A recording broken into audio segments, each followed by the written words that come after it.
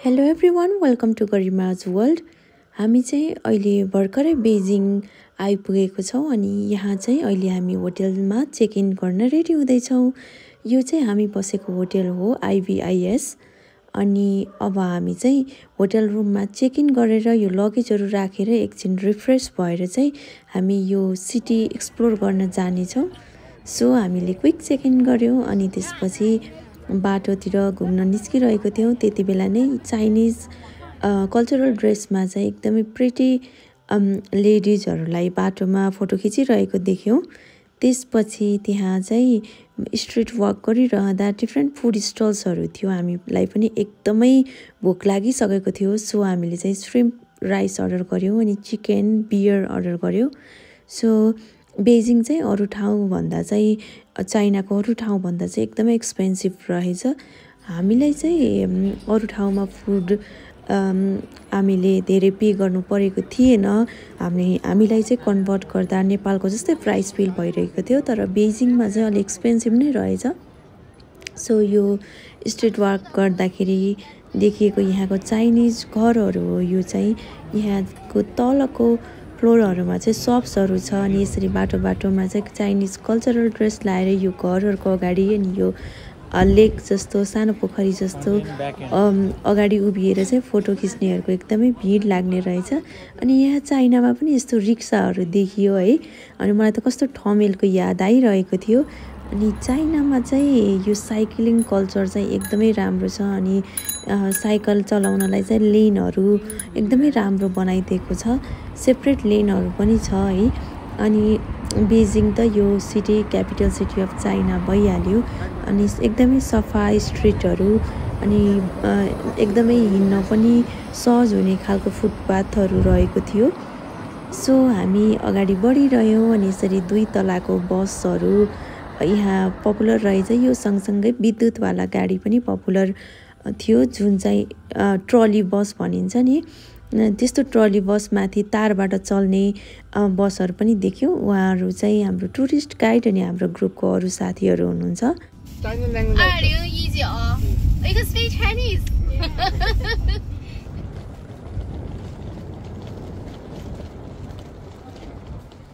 अब चाहिँ हामी टिनामेन स्क्वायरतिर भिजिट गर्न जाँदैछौँ। अनि यो चाहिँ आइरहेको यो चाइनिज आर्मीहरूको लाइन हो।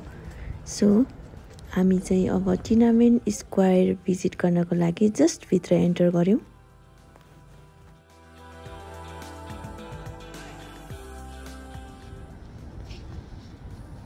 Chairman Mao's motion.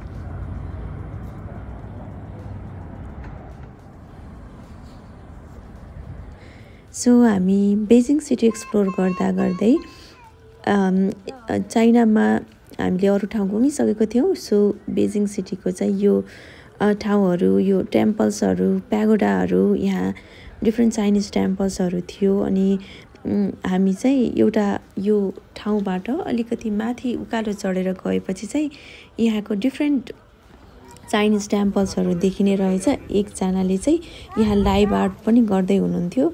So live art हेऱ्यौँ। त्यसपछि यहाँ राखिएको साइनबोर्डमा राखिएको ठाउँहरू हेर्नको लागि चाहिँ माथि गयौँ। यहाँ पनि चाइनिज कल्चरल ड्रेसहरू लगाएर चाहिँ चाइनिज लेडीहरू एकदमै प्रिटी देखिराख्नु भएको थियो। अनि यहाँबाट चाहिँ फर्बिडन प्यालेस पनि देखिने रहेछ। यो चाहिँ अलिकति हिल क्लाइम्ब गरिसकेपछि माथि गइसकेपछि देखिएको फर्बिडन सिटीको भ्यू हो। मौसम चाहिँ अलिकति ग्लुमी भएको हुनाले त्यति क्लियर चाहिँ देखिएको थिएन। सो यो चाहिँ माथि रहेको यो चाइनिज एउटा टेम्पल हो होइन। ठ्याक्कै मैले नाम चाहिँ अब सिमिलर टेम्पलहरू धेरै नै भएको हुनाले नाम चाहिँ मलाई अहिले याद भएन। सो यसरी चाहिँ माथि हामीहरू वक गरिरह्यौँ। अनि यस्तो नेचुरल ब्युटी एकदमै राम्रो थियो, पार्क जस्तो। अनि त्यहाँ केही बेर टाइम स्पेन्ड गरिसकेपछि चाहिँ हामी त्यहाँबाट तल ओर्लियौँ र केही फोटो भिडियोहरू लियौँ। त्यसपछि हामी चाहिँ अर्को डेस्टिनेसनमा जानलाई रेडी हुँदै थियौँ। चाइनाको चाहिँ नेसनल कलर नै रेड भएको हुनाले चाहिँ यो केही समय अगाडि चाइनिज फेस्टिभल भएको हुनाले यो ल्यान्ट्रेनहरू, यो ल्याम्पहरू चाहिँ रेड कलरको राखिएको थियो रोडहरूमा। अनि चाइनाको यो बेजिङ पनि एकदमै सफा लाग्यो, यसरी क्लिन गरिरहेको एकदमै धेरै ठाउँमा हामीले देख्यौँ। अनि स्ट्रिटहरू कति सफा छ हेर्नु न, स्ट्रिटहरू पनि एकदमै सफा। त्यसपछि बेजिङमा मैले अर्को कुरा एक्सपिरियन्स गरेको भनेको चाहिँ ट्रेन हो, बुलेट ट्रेन एक्सपिरियन्स गरेँ। यो चाहिँ नर्मल ट्रेन भयो, हामी बसेको ट्रेन चाहिँ बुलेट ट्रेन थियो। मैले त्यहाँबाट चाहिँ यो भिडियो लिँदैछु। अनि यो चाहिँ बुलेट ट्रेन हो, मैले यो चाहिँ विन्डोबाट खिचेको भिडियो हो। मेरो फर्स्ट बुलेट ट्रेन एक्सपिरियन्स भएको हुनाले चाहिँ मैले यो ट्रिप चाहिँ एकदमै इन्जोय गरेँ। सो मैले चाहिँ बेजिङमा अरू के गर्न सकिन्छ भनेर ओभरअल बेजिङ सिटी टुर देखाउँदैछु हजुरहरूलाई।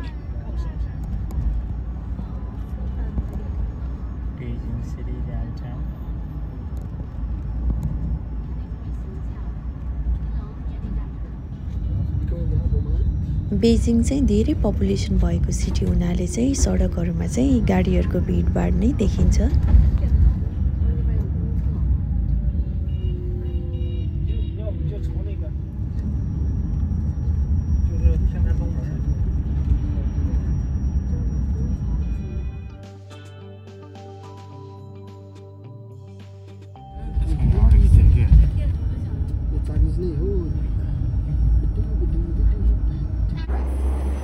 No, real one. So the fake one, very cheap. यो चाहिँ बेजिङ सिटीको साइकल स्ट्यान्ड हो। यहाँ चाहिँ क्युआर कोड रहेको छ र यो क्युआरमा स्क्यान गरेर चाहिँ यो साइकल स्ट्यान्डबाट पे गरेर साइकल चलाउन सकिन्छ। र बेजिङमा चाहिँ साइक्लिङ कल्चर एकदमै पपुलर छ र यसरी लेन पनि सेपरेट लेन छुट्याइएको छ। अब चाहिँ हामी द नेसनल स्टेडियम बेजिङको द बर्ड्स नेस्टको एरियामा प्रवेश गर्दैछौँ। यो चाहिँ एन्ट्रान्समा रहेको स्ट्याचु हो र यसभित्र पस्दाखेरिको भाइब चाहिँ एकदमै रमाइलो छ, म्युजिक बजिरहेको छ। सो हामी 2008मा बेजिङ ओलम्पिक्स भएको स्टेडियममा जाँदैछौँ। Hello uncle. र अङ्कल पनि एकदम एक्साइटेड हुनुभएको छ बेजिङ ओलम्पिक भएको ठाउँ हेर्नलाई। एकदमै चिसो छ मौसम। यो चाहिँ बर्ड्स नेस्टको साइडमा रहेको द नेसनल एक्वेटिक सेन्टर हो, जसलाई चाहिँ द वाटर क्युब पनि भनिन्छ। वाटरको क्युबको सेपमा रहेको छ। यो चाहिँ बर्ड्स नेस्टको चाहिँ फुल भ्यू हो, जुन चाहिँ चराको गुडको जस्तै सेपमा भएको हुनाले चाहिँ यसलाई बर्ड्स नेस्ट भनिएको हो। यो स्टेडियम चाहिँ नेसनल स्टेडियम हो चाइनाको र यहाँ चाहिँ 2008को बेजिङ ओलम्पिक्स भएको थियो। यो वरिपरि रहेको चाहिँ बेजिङ ओलम्पिक्स भएको एरियामा रहेको अरू बिल्डिङहरू हो र यहाँ डिफ्रेन्ट किड्स एक्टिभिटिजहरू र अरू फन गेम्सहरू पनि राखिएको थियो।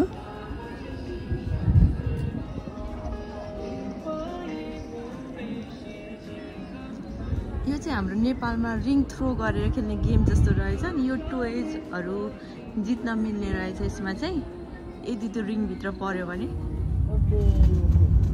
अबको हाम्रो डेस्टिनेसन भनेको चाहिँ the great wall of China रहेको छ। बेजिङ आइसकेर ग्रेट वाल अफ चाइना नजानु भनेको त एउटा ग्रेट कुरा चाहिँ मिस गर्नु जस्तै हो। सो अबको डेस्टिनेसन हाम्रो ग्रेट वाल अफ चाइना। हाम्रो चाहिँ ग्रेट वालको यात्रा सुरु भएको छ, स्टार्ट भइसक्यो। हामी अब क्लाइम्ब गर्दैछौँ। So we are here at great wall of China.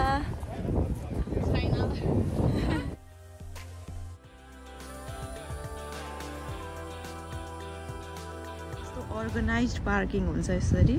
Footpath पनि यति ठुलो छ है, यसरी ठाउँ ठाउँमा डस्टबिनहरू राखिदिएको छ। हामीले चाहिँ the great wall of China visit गरेर अहिले निस्किसकेको छौँ। अब चाहिँ हजुरहरूलाई म बेजिङको केही सपिङ मलहरू देखाउन जाँदैछु।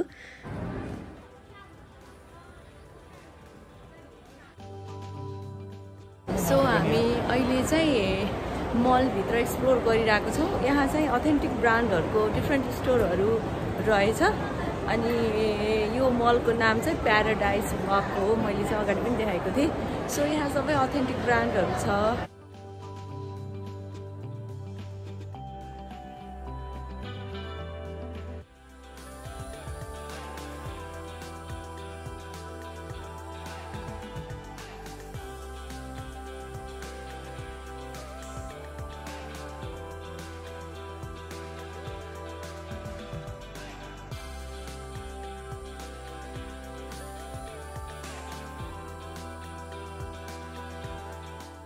दुईटा मल भिजिट गरिसकेपछि हामी चाहिँ अलि पर रहेको हङ्कियाओ पर्ल मार्केट पनि जाने डिसाइड गर्यौँ। किन भन्दा यहाँ चाहिँ फ्रेस वाटर पर्लहरू चाहिँ यहाँको एकदम पपुलर रहेछ अनि अरू सामानहरू पनि रिजनेबल प्राइसमा पाइने रहेछ।